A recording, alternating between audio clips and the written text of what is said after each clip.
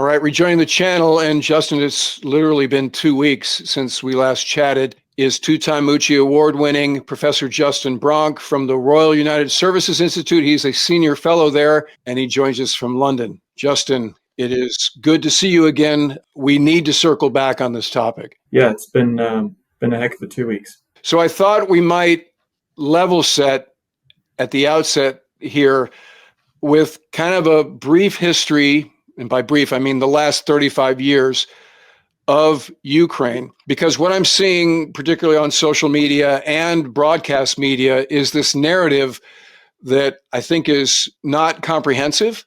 Let me just take a few minutes to go over a quick history of Ukraine, starting with the fall of the Soviet Union. And so Gorbachev tells the Prime Minister of UK and Bush 41, H.W. Bush, that he'll allow reunification of Germany if NATO promises not to expand eastward. The US and UK agree to that idea. And so Germany reunifies, wall comes down. 2 or 3 years later, 94, Russia under Boris Yeltsin signs the Budapest Memorandum on Security Assurances, pledging to protect Ukraine's sovereignty and territorial integrity in exchange for Ukraine relinquishing its nuclear weapons. This is when Clinton is president. The U.S. also pledged that they would defend Ukraine if they gave up their nukes. And let me play an excerpt of Marco Rubio in recent years, and this is when he was still a senator, talking about this agreement. When the Soviet Union fell in the early 1990s, Ukraine was left with the world's third largest stockpile of tactical nuclear weapons and strategic nuclear weapons on the planet. But they signed this agreement with the United States, the United Kingdom, and Russia that basically said, if you give up your nuclear weapons, we, these three countries that signed to this, will provide for your defense and assure you of your defense. And so Ukraine did that. They gave up these weapons. Well, now, this was signed in 1994, 20 years later, one of the three countries that signed that agreement hasn't just not provided for their defense, they actually invaded them. And I want to make a point on this for a second. Think about if you're one of these other countries around the world right now that feels threatened by your neighbors, and the United States and the rest of the world are going to you and saying, listen, don't develop nuclear weapons. We will protect you. We will watch out for you. What kind of lesson do you think this instance sends to them? I think the message this is sending to many nations around the world is perhaps we can no longer count on the security promises made by the free world. Okay, so put a pin in that. Now Secretary of State Marco Rubio. So 99, Clinton expands NATO to include Poland, Hungary, and the Czech Republic. Russia views this as provocative. In 2002, United States unilaterally pulls out of a ballistic missile treaty in order to put what are claimed to be defensive weapons aimed at Russia in those new NATO nations. Again, Russia protests this and says, how do we know they're defensive? So the provocative quotient is ramping up here. 2004, NATO adds Estonia, Latvia, Lithuania, Bulgaria, Romania, Slovakia, and Slovenia. Reporting on the war in Ukraine is challenging because there are so many elements to the story. So let me tell you about a resource that I depend on when covering current events: Ground News.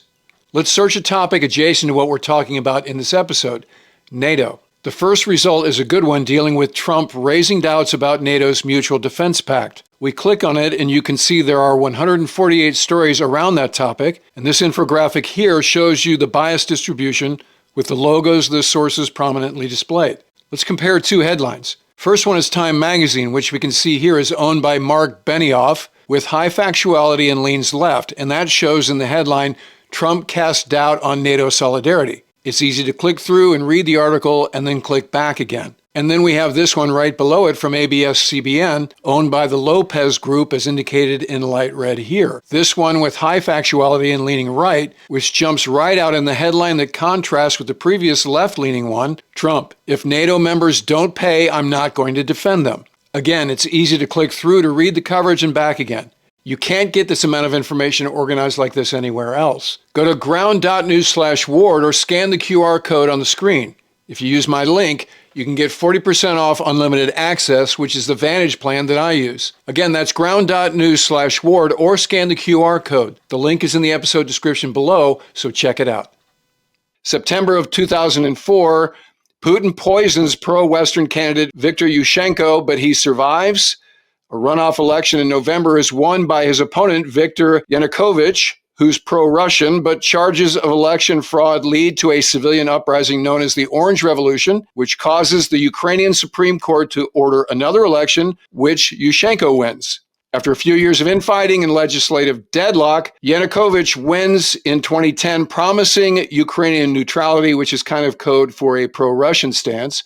In February of 2014, with the direct involvement of the American government, Yanukovych is forced into exile by the Euromaidan uprising, followed by the Revolution of Dignity, both massive and violent protests centered in Kyiv that started because the government was viewed by the population as very corrupt. The pro-Western protest movement is countered by a pro-Russian protest movement in the south and the east of Ukraine, and Putin at the same time annexes Crimea by sending the Little Green Men troops in unmarked uniforms, which gets Russia thrown out of the G8 and begins a series of Western sanctions.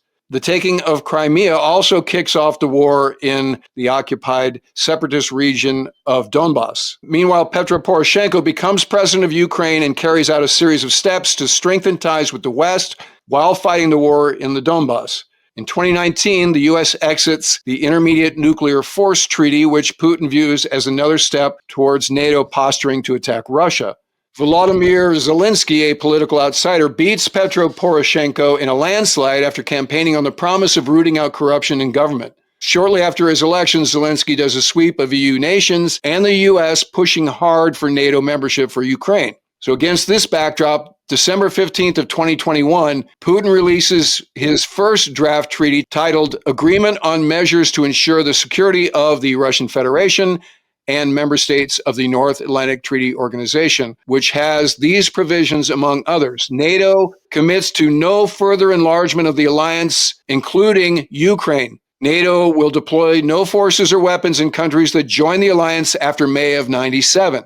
A ban on deployment of intermediate range missiles in areas where they could reach the other side's territory, and then a ban on NATO military activity in Ukraine, Eastern Europe, the Caucasus, or Central Asia. So that was the first draft treaty. The second one was titled Treaty Between the United States of America and the Russian Federation on Security Guarantees, which included the following: a requirement that both countries not implement security measures that could undermine core security interests of the other party, a ban on deployment of U.S. intermediate range missiles in Europe, limits on the ability of heavy bombers and surface warships to operate in and over international waters in range of the other side, basically the Black Sea, and a requirement that both sides' nuclear weapons only be deployed on national territory. On the 26th of January, 2022, NATO and the U.S. issued their formal response to Russia, in which they rejected demands that Ukraine never join NATO, citing what they called an open door policy, which was the policy of the Biden administration until the turnover to the new Trump administration, and that the alliance withdraw its forces from Eastern Europe. Okay, so that's 26 January 2022. Just less than a month later, exactly 24 February 2022, Russia invades Ukraine. So 3 years and an estimated 1 million casualties later, the war in Ukraine is still going on. Donald Trump reassumed the presidency of the United States on the promise of swiftly ending the war. And in the last episode with you, Justin, that we posted on February 21st, you went over the details of possible outcomes based on the initial statements made by the administration, specifically Trump and Vance and Rubio, with respect to the EU and NATO. A lot has happened since then, starting with the tense exchange in the Oval Office between Trump, Zelensky, and Vice President Vance last week. Here's an excerpt where Trump spoke about how Putin had suffered during the first term. A tough deal to make, because the attitudes have to change. What if Russia breaks ceasefire? What if Russia breaks peace talks? What do we do then? I understand that it's a heated conversation right now. What are you saying? She's asking, what if Russia breaks the ceasefire? What if anything? What if a bomb drops on your head right now? Okay? What if they broke it? I don't know. They broke it with Biden because Biden, they didn't respect him. They didn't respect Obama. They respect me. Let me tell you, Putin went through a hell of a lot with me. He went through a phony witch hunt where they used him and Russia Russia, Russia, Russia. You ever hear of that deal? That was a phony Hunter Biden, Joe Biden scam. Hillary Clinton, Shifty Adam Schiff. It was a Democrat scam. And he had to go through that. And he did go through it. We didn't end up in a war. A little bit strange to hear the president of the United States sympathizing with the Russian leader over his misfortunes during his first administration. Zelensky was basically thrown out of the White House. He immediately flew to London to sit down with Prime Minister Keir Starmer. Trump quickly followed the Oval Office argument, doubling down with an announcement that he was zeroing out financial support for Ukraine and ceasing intelligence sharing.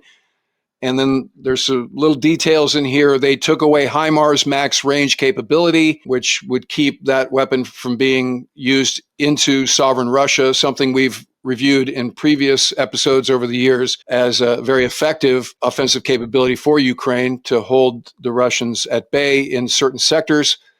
Following those actions, Zelensky was quoted as saying he was still willing to enter into a mineral rights deal with the United States. And Zelensky also said he was willing to engage in follow-on dialogue with the White House. And then yesterday, the EU convened what I'm thinking it was an emergency summit. I don't think it was scheduled very far out in Brussels, where countries pledged 800 billion euros toward Ukrainian defense. That's a lot. Your thoughts? So I guess trying to go back through on the INF Treaty, so the Intermediate Nuclear Forces Treaty, the US withdrew from. The reasons for the US withdrawing from those were twofold. Firstly, the Russians had already clearly violated the INF and really been pretty open about it.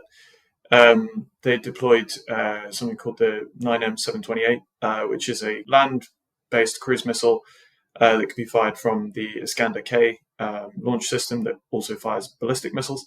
Both the ballistic and the cruise missiles that system can fire can carry nuclear warheads, and they fall into a range performance category that violates the INF. The US was entirely right about its repeated public statements alongside other allies over multiple years that Russia was protesting that Russia was violating the INF treaty, saying they would withdraw if the Russians didn't decommission the system, which they didn't. So on the one hand, the treaty, which was a bilateral treaty between the United States and Russia, Russia had already violated anyway. On the Ukrainian side of it, in terms of giving up their nuclear weapons, it's true that the Budapest Memorandum is a clear example, and interesting to see Marco Rubio very eloquently pointing that out in previous years, that the US and the UK had a defense obligation to Ukraine, which was why they agreed to give up their nuclear weapons. It is worth noting, and a lot of Ukrainians bring this up a lot when you talk to them in Ukraine. If you guys signed the Budapest Memorandum and then you didn't come and defend us, what the hell? And there's this narrative that if Ukraine had held on to its nuclear weapons, then Russia wouldn't have invaded them. It's a bit more complicated than that, because Ukraine at the time was desperately struggling to relieve the unbelievably expensive burden of its share of the Soviet military that it inherited, at the same time as a complete economic realignment of everything post-communism. So it couldn't afford to maintain its forces, and nuclear forces are incredibly expensive and need to be maintained very well, otherwise they become dangerous quite quickly. So Ukraine had strong incentives financially to give up those nuclear weapons at the time, but also the permissive action links, the codes that control those nuclear weapons were managed from Moscow. So the Ukrainians wouldn't have had the ability to unilaterally use those weapons, at least not easily. And also, in terms of delivery systems, they couldn't maintain the delivery systems. So ultimately, it wasn't a particularly practical arsenal. The point still stands that we had a legal obligation in that treaty, well, at least a moral obligation from the treaty. I don't know how legally binding it was. But in terms of the way that the exchange in the Oval Office went with Zelensky, I think it's fairly clear that there was an intent to put certainly a huge amount of pressure on Zelensky in that meeting. Particularly in the zoomed out shots you see of the room, you've got kind of ranks of very, very right-wing Republican representatives, as well as, of course, Vice President Vance and President Trump himself, but all kind of essentially taking it in turns to have a go at Zelensky, including for not wearing a suit. Why don't you wear a suit? Why don't you wear a suit? You're the highest level in this country's office, and you refuse to wear a suit. Just want to see if do you own a suit? Yeah, problems. A lot of Americans have problems with you not Really? respecting I don't the have dignity of such. this office. I will wear a costume after this war will finish. Okay. Yes, maybe one. Maybe something maybe like this? something like Yes, yours. sir. Yes. That'd be great. Maybe something better. I don't know.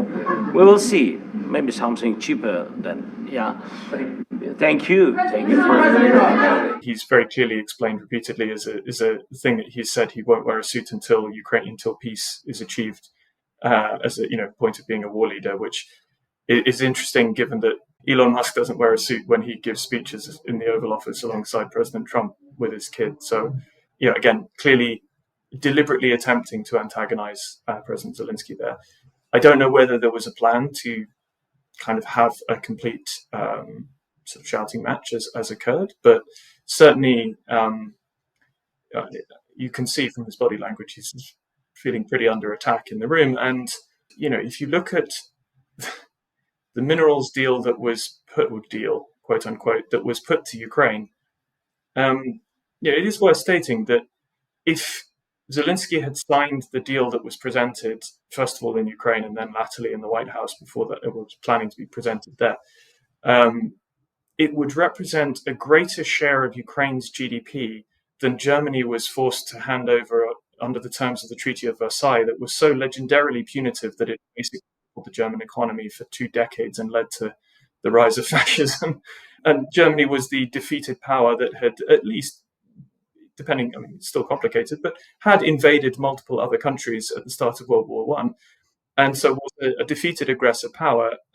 This was a US attempt to essentially demand a greater share of Ukraine's GDP than Germany lost through the Treaty of Versailles after losing a war, from supposedly a US partner nation under attack that is also not a particularly rich nation to start with, and in exchange for no security guarantees of any kind. I struggle to think of another country that would have ever willingly signed any such deal. And again, worth repeating, this number of 300 billion or whatever figure is put on essentially US approved financial support in terms of mostly munitions and weapons supplies, but also financial support to the Ukrainian banking system, for example, to keep it functioning, which is done through the World Bank and the IMF. There's no kind of giant suitcases of money going over to Ukraine.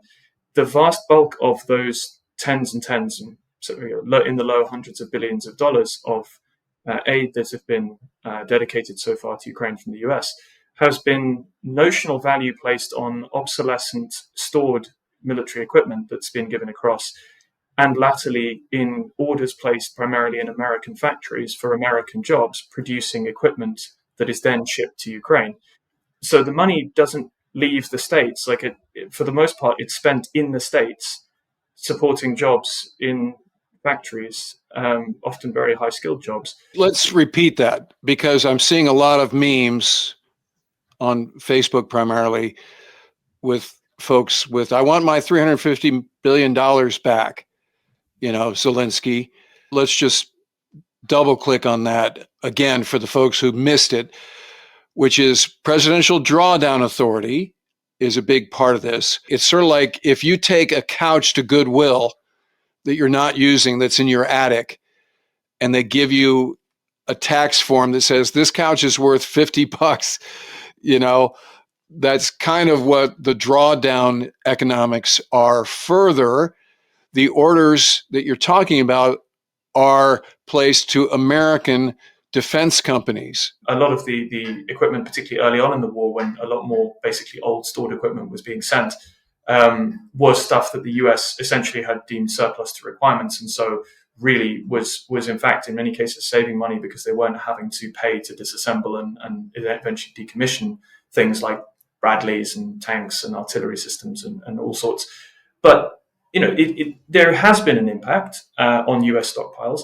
But again, the money to pay for those systems, where they're having to be replaced either as stockpiles or produce new, is overwhelmingly being spent, that is US taxpayer money, is being spent in US factories producing US equipment with US labor.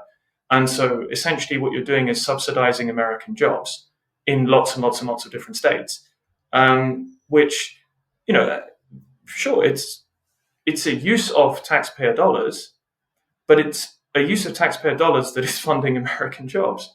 And so the Ukrainians don't have that money lying around to give back. That's not, they haven't been given this money. They've been given. So that speaks to the fact that they've said, well, Zelensky can't account for where the money is. That's why, what you just said. Well, and of course, a lot of the equipment has been shipped in, particularly early on in the war, when it was the need was utterly desperate, and was also having to be done through a whole host of processes that were essentially being made up as we went along, because we'd never tried to essentially supply en masse a conventional military fighting a defensive war against an aggressor, but in a war where we were not part of that conflict and were not allowed to put personnel in. And therefore, you were having to work out how on earth to get all this equipment and supplies and ammunition across. And a lot of that was therefore flowing through a whole host of different mechanisms, almost straight to the front line in many cases, and then being used until it's destroyed.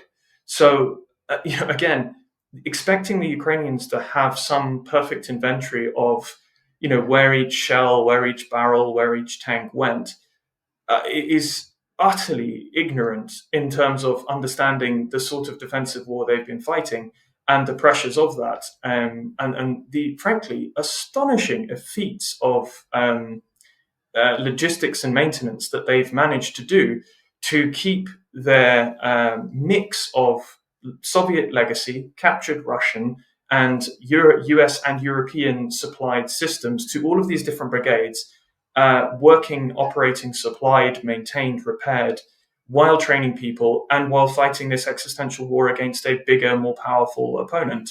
It's an astonishing achievement, but expecting, the US military couldn't account for where a huge amount of stuff that was essentially sent to Iraq and Afghanistan during the campaigns there ended up. And that was in a scenario where you had almost complete control of the battle space, and complete ownership of the logistics system. The tone of that discussion did not, I think, accurately reflect an understanding of the realities of how the US has been, and many, many other allies have been supporting the Ukrainians. This idea that, that we sort of cut the Ukrainians a huge set of checks and it just disappeared is just not true. So let's talk about the EU response in the wake of that Oval Office meeting. Some of the highlights that we outlined at the outset here, including the Brussels meeting and this pledge for 800 billion euros. What you've seen over the last couple of weeks has been, I think it's fair to say, a kind of aghast, but actually fairly rapid European response to essentially the United States openly siding with our adversaries, at least verbally, from the US administration. Whether you characterize that as playing 4D chess with some sort of amazing negotiating strategy that involves inexplicably giving the Russians everything that they want up front before we've even started negotiating anything, while putting pressure on the victim to essentially capitulate. Even if you assume that that's some magnificent negotiating strategy, it's certainly the rhetoric. For example, President Trump and also the US delegation that went and had the initial talks with the Russian party, coming back and essentially repeating Russian talking points verbatim or nearly verbatim, including blaming Ukraine for, quote, picking the fight when it was invaded at full scale. What were they supposed to do? Not fight back? It doesn't stand up to any logical thought at all. But, from the European perspective, seeing that and hearing that on a consistent basis, as well as the extremely undiplomatic attacks, particularly by Vice President Vance, on the contributions made by European allies to multiple US-led wars over the last 25 years. Contributions from a couple of thousand, of 20,000 troops from a couple of small nations that haven't fought a war in 20 years, or however it was phrased. It's sufficiently shocking and offensive, especially given that, for example, a lot of our countries lost thousands of wounded and hundreds of killed soldiers fighting these wars alongside American allies and comrades for American campaigns. It has shocked everybody into pretty rapid action and into very, very large financial commitments. The issue will now, of course, be what can you achieve with pump priming huge amounts of investment into trying to procure equipment for Ukraine, and also trying to plug gaps in European capabilities vis US ones. Because firstly, there's a huge limit on what industry can scale up to quickly.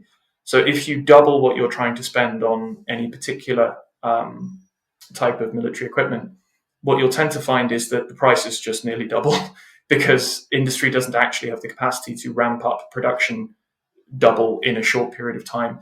What industry needs in order to ramp up production capacity is multi-year guarantees of large-scale orders over time, and a guarantee that demand will be sustained, so that it is worth their while hiring people, training people, building factories, buying machine tooling, all of that stuff. It takes time. And just trying to force more money into an overheated procurement system actually just means that those companies charge more and more and more for the same number of missiles and shells.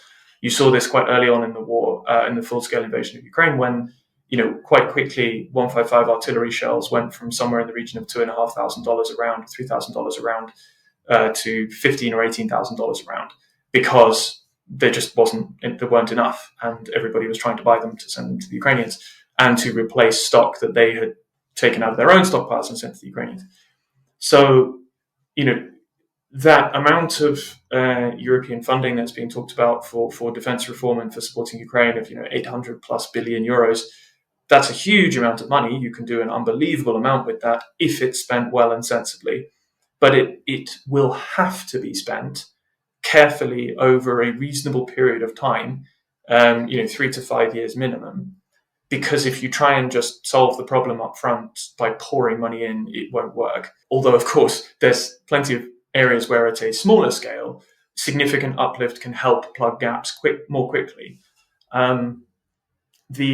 The basic problem for both European countries looking at how the heck do we prepare for the risk that the lines over the last month or so from the US administration continue or even escalate further in favor of our adversaries versus the US traditional allies, which is us.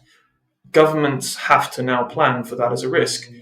Whether one believes that it's all just a negotiating tactic and the US actually remains committed to NATO or not, the risk is now extremely clear and pretty obvious. The question now is for us, which capabilities can we backfill essentially as European nations and for the Ukrainians relatively quickly? In other words, where is it just a case of spending a lot more money and doing it more sensibly? Versus which areas of capability can't we backfill? And therefore, at least if we can get that clear in Europe, it will help, because it will let us know essentially in blunt terms, and it's sad that we have to look at it this way, but what we need to bargain with the US for, of which bits do we have to rely on the US for the foreseeable, because we, even with all the money in the world, we just can't build them up that quickly. I suspect, for example, quite a few high-end military space-based capabilities will be things that Europe might be able to build and launch over time, given time and huge amounts of money.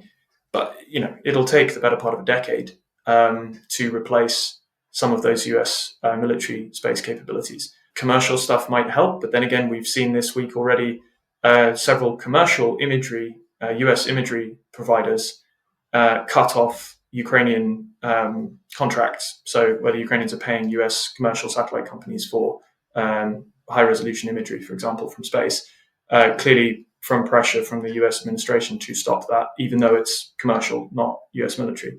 So given that a lot of the commercial solutions in the space-based sector are US or Chinese, it will take time to fill those gaps. For things like ammunition resupply, it's basically a case of building factories. It will take a few years, but it can be done.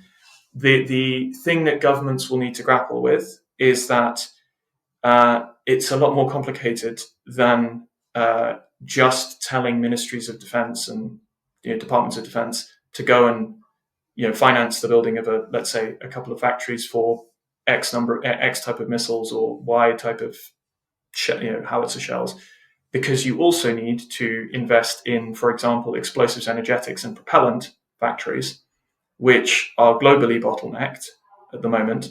It's not that most of those are particularly complicated technologies. It's just that the mechanisms to order the production of, let's say, ammonia factories and nitrocellulose factories and the strategic cotton plantation or purchasing to feed a nitrocellulose production process, for example, those are not levers that ministries of defense own. They're owned by, say, Department of Business or Treasury, and would need to be, therefore, you'd need a kind of whole of government approach to this stuff. The EU is probably quite good at that if it puts its mind to it. The EU is nothing if not a powerful bureaucratic organism when it wants to be. Part of the issue there is that, ironically enough, given the criticisms that a lot of British people had over it, which led to Brexit, partly of the EU being supposedly undemocratic, part of the problem is it's actually quite democratic. So you have the European Council, which is essentially the leaders who are democratically elected of all the European states, which does kind of top-level direction. And you have the European Parliament, which is elected representatives from all the different EU states who are elected by people voting in each state, which is an enormous legislative body. So it takes time to do laws through that. And then you have the European Commission, which is essentially a civil service. So people say they're unelected bureaucrats. It's like, well, yeah, that's what a civil service is. But they don't make policy. They implement what they're told to based on the top-line direction from the European Council, which is the democratic leaders of those EU countries, and laws passed and measures passed by the European Parliament, which is the elected representative of the European Parliament. So back when the UK was in the EU, for example, we would also not just vote in national elections, we would also vote in EU elections to elect our European representatives, or our representatives of the European Parliament. That process is slow. But what it does mean is that if you get alarm like we've seen and a pretty sudden unified perspective of threat, unfortunately, from the US, once that filters through the sort of process, the EU may be quite an effective body for trying to harmonize efforts to build, for example, munitions and propellant and explosive factories, as well as munitions factories, in order to allow the spending of common defense funding and the harmonization of capability, which at that level of harmonizing capability would traditionally be done by NATO as an organization. And then the question becomes, what is the US attitude to these efforts? Because leaving aside the question of Ukraine for a second, although of course it's pivotal because what happens in Ukraine very directly shapes not just, of course, the future for Ukrainians, but also the immediate threat of further Russian aggression and the ability to do so or not in Europe. But within NATO, looking to, there's a perception of, right, okay, message received loud and clear, we're kind of on our own, or at least potentially on our own. In terms of active US assistance, the question then becomes, do we still trust that the US won't actively try and block European self-defense? Because, for example, there's now a huge amount of concern among a lot of European states of, can we count on US weapon systems that we've bought? So a lot of countries bought the F-35, a lot of countries bought the F-16, F-18.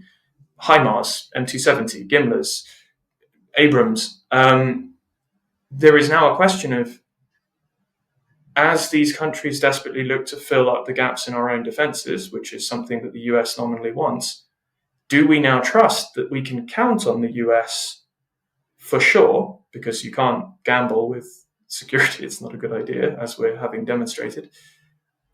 Or do we have to look to non-US providers, even though that will be, generally speaking, slower, more expensive, and may come with, may provide less directly capable platforms on a platform-to-platform basis.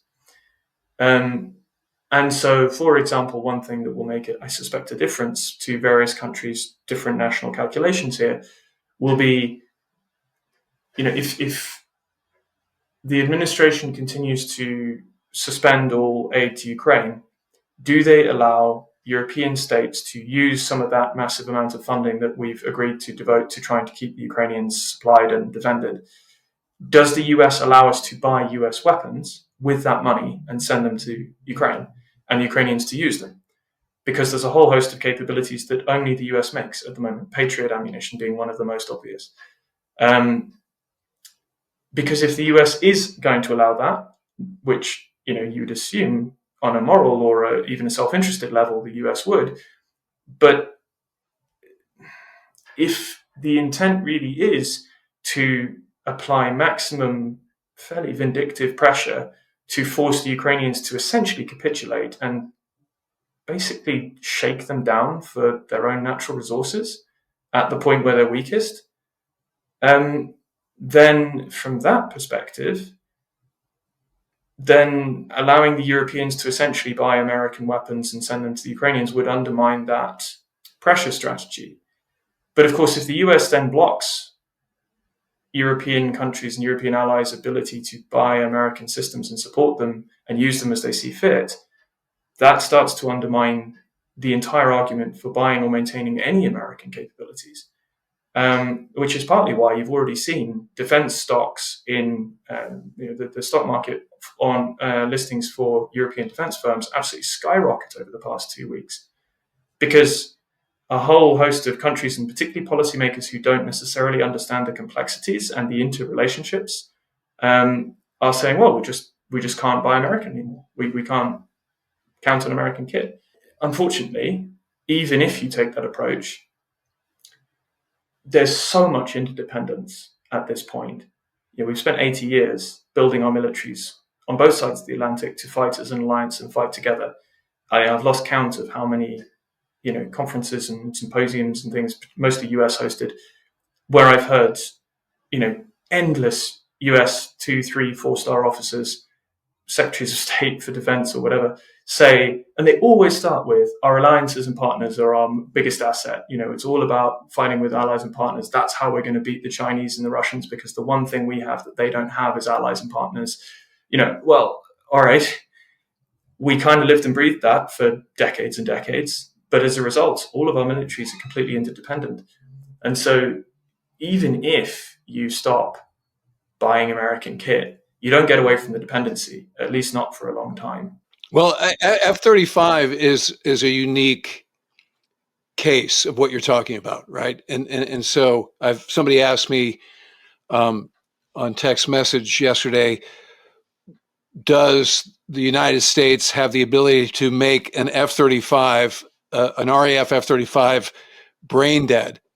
And I'm not savvy on whether they could or not, but certainly follow on updates to weapon systems and the spiral development part. Maybe you're stuck with whatever F-35 you've got on the ramp right now. But is there something about the way the F-35 operates that is network centric and cannot operate even in the most fundamental way without the US being involved? The F-35 is more closely tied to regular data exchange with the commercial provider, the OEMs, the original equipment manufacturer that is Lockheed Martin, than most jets, because of the way its mission data and autonomics logistics system works. which is essentially predictive maintenance that analyzes the jet systems as it flies and as it operates and when it's on the ground, compares it and contrasts it to historic failure patterns and mission capable rates and all sorts of things across the entire global fleet, and then essentially sends signals back and forth to Fort Worth, to Lockheed Martin's big facilities there. And the result is, when the system is working as intended, that the global supply chain will send spare parts to each unit before they're needed, before something actually breaks, and tell the maintainers, this in simplistic terms, this thing is about to break. You should now have this thing, because of our predictive maintenance, where you should have already had this shipped to you. Replace this now before the jet flies again. Obviously, that's when it's all working perfectly. If you don't have that part, or you don't have enough maintainers, or a whole host of other issues, then that is another difficulty that maintainers have to grapple with, along with a million other sort of traditional kind of wrench and electric type maintenance difficulties, which any jet has. But because of the kind of software dependency in the maintenance system, as well as the mission data updates for, say, the jet's ability to detect an enemy radar signal and know what it is.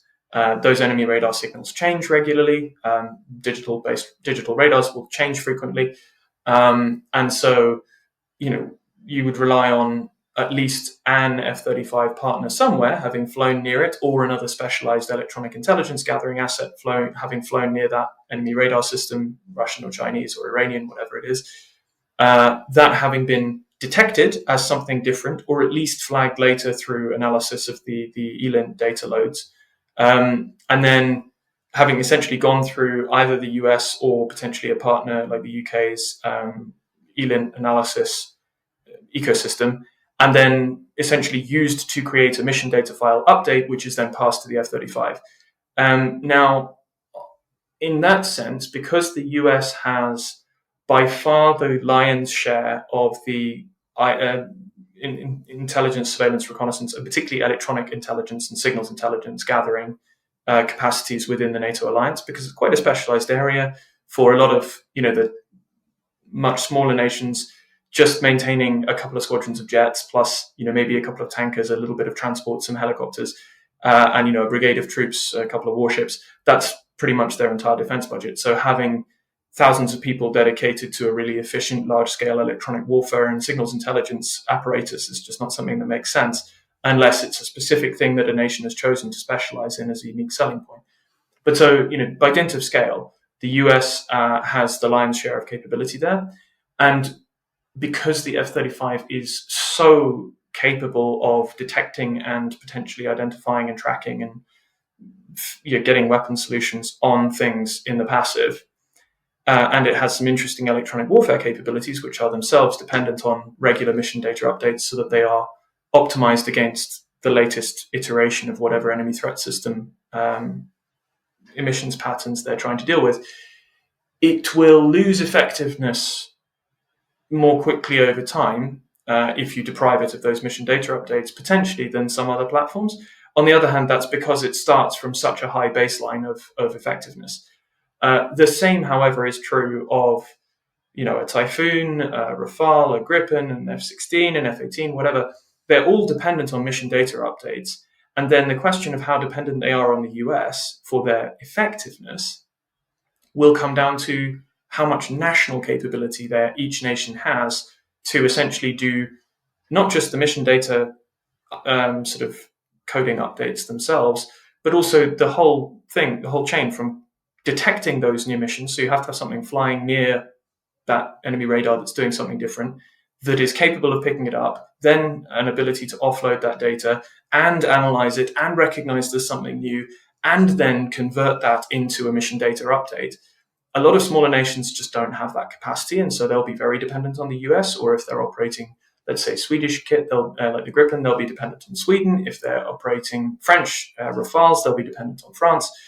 And even where nations like the UK or Sweden, for example, do, and particularly the UK, do have real areas of excellence in the electronic warfare space, those centers of excellence are built alongside and are kind of intertwined with, so that they can complement and take advantage of and enhance relationships with the US for things like basic threat libraries.